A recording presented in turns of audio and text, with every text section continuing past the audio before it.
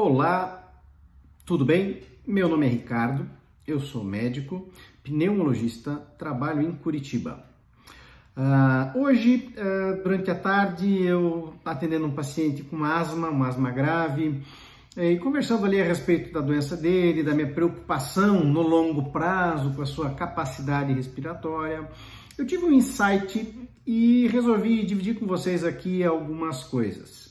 Então, eu estou gravando esse vídeo aqui para falar sobre asma, ok? E o público ao qual eu endereço este vídeo é o público leigo. Eu não estou aqui falando para profissionais de saúde, nem para médicos, nem para pneumologistas. Tá? Eu vou tentar usar uma linguagem mais simples possível, mais compreensível, tá? Para que qualquer pessoa possa compreender aquilo que eu estou tentando expressar aqui. Então vamos lá. Hoje eu vou falar sobre asma e quem sabe até nos próximos dias, próximas semanas, eu possa estar gravando outros vídeos falando sobre outros temas de interesse. Vamos ver, tá? Vai depender aí da repercussão disso aqui que eu estou fazendo hoje, para ver se vai valer a pena, né? Tá fazendo todo esse empenho, porque o objetivo, na verdade, é dividir a informação, é levar conhecimento para quem precisa desse conhecimento, e que muitas vezes, na ausência desse conhecimento, passa dificuldades. Eu posso dizer que até hoje eu vejo pacientes vindo aqui no consultório consultar por causa de asma, sofrendo com esse problema, com uma asma mal controlada, na verdade uma asma não tratada, né? E a gente tem tanto recurso, tantas possibilidades, que realmente assim, é muito triste alguém ainda hoje está sofrendo com um problema que a gente tem como estar tratando, né, e melhorando muito. Claro, tem uma pequena porcentagem de pacientes asmáticos muito graves, que mesmo fazendo tudo que a gente tem à disposição, ainda assim são intensamente sintomáticos. Mas esses pacientes são a minoria, tá? Então vamos lá. Eu vou começar esse vídeo aqui explicando o que é asma. O que é asma? Asma é uma doença inflamatória das vias aéreas. Ela acomete basicamente os brônquios do pulmão. O que são os brônquios? São os canais, são os canos, entre aspas, por onde o ar passa.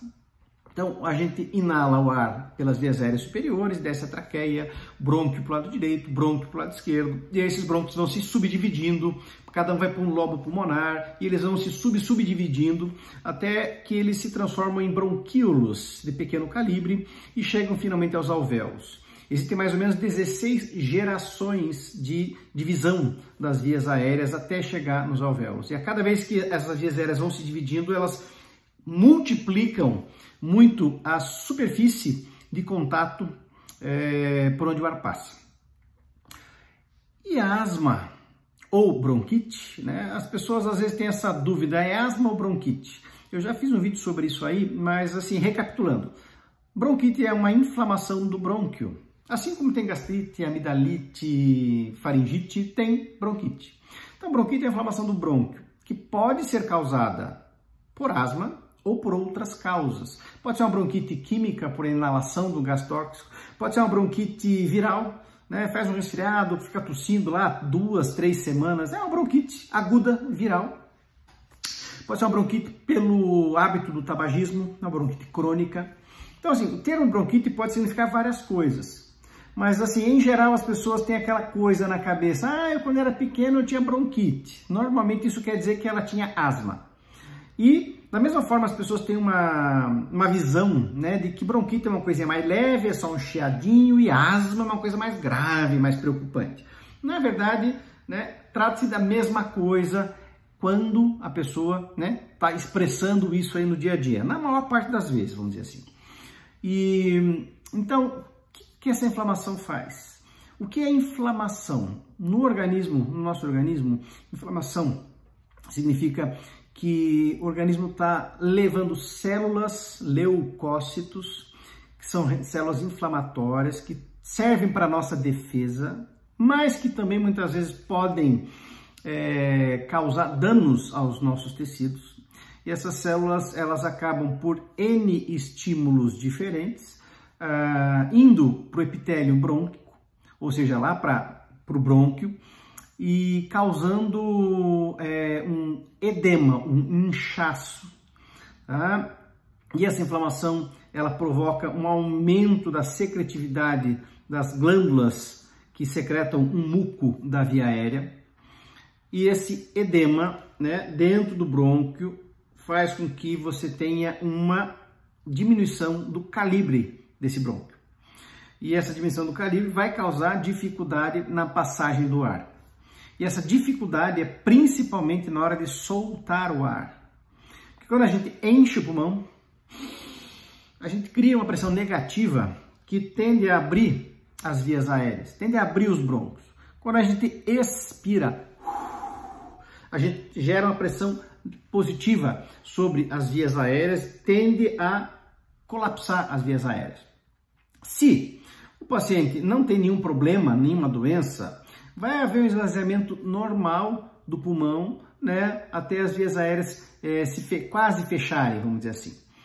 Na pessoa que tem uma asma, se está edemaciado, se o calibre era para ser assim e está assim, o que acontece?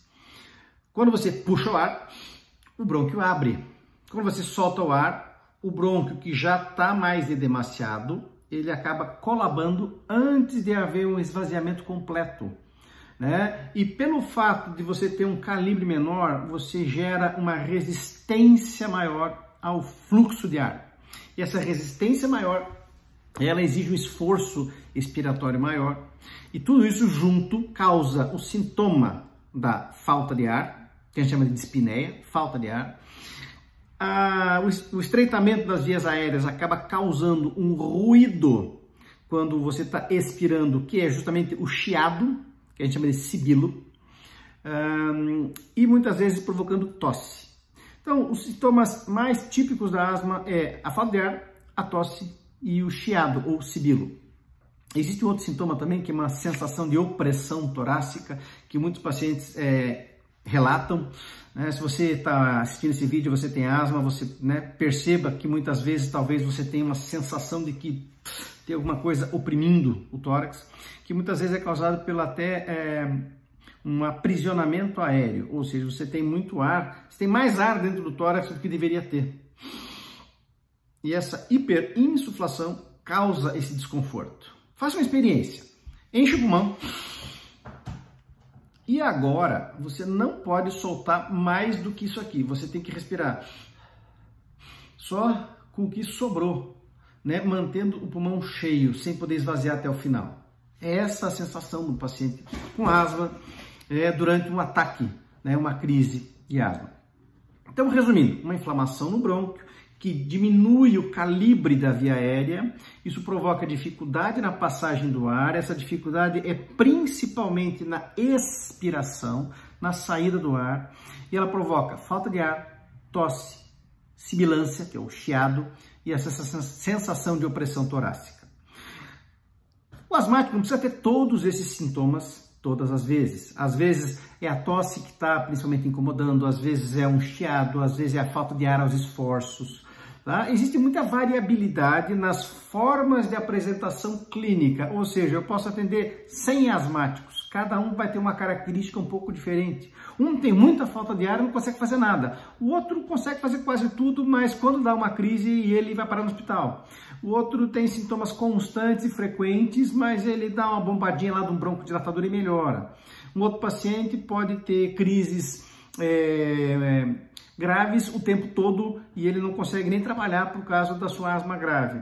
Então, pode haver uma diversidade muito grande de formas de apresentação, tá? Mas o que eu queria explicar para vocês é isso aí. Essa inflamação no brônquio provoca uma diminuição do calibre das vias aéreas, que provoca uma dificuldade na passagem do ar, e essa dificuldade vai levar, né, conforme a intensidade dessas alterações, a mais ou menos sintomas, ok? Eu não quero me alongar muito, não quero deixar esse vídeo muito comprido. Essa é uma primeira abordagem, vamos dizer assim, sobre a asma. Eu espero que tenha sido claro. Muitas vezes a gente tenta falar de forma mais simples, mas nem sempre é tão fácil, né?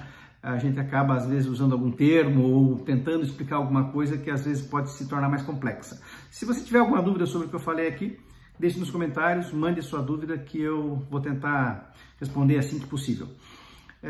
Eu pretendo gravar um outro vídeo explicando um pouquinho mais sobre o tratamento da asma, né? O que a gente faz, por que esse tratamento tem que ser feito pensando no longo prazo, né? E quais as consequências de uma asma não tratada no longo prazo, ok? Se você gostou, curte aí para me ajudar a levar essa informação para mais pessoas e para que a gente possa estar fazendo esse trabalho, contribuindo para disseminar a informação em saúde para as pessoas que precisam, ok? Muito obrigado, meu nome é Ricardo Alves e vejo vocês num outro vídeo. Um abraço.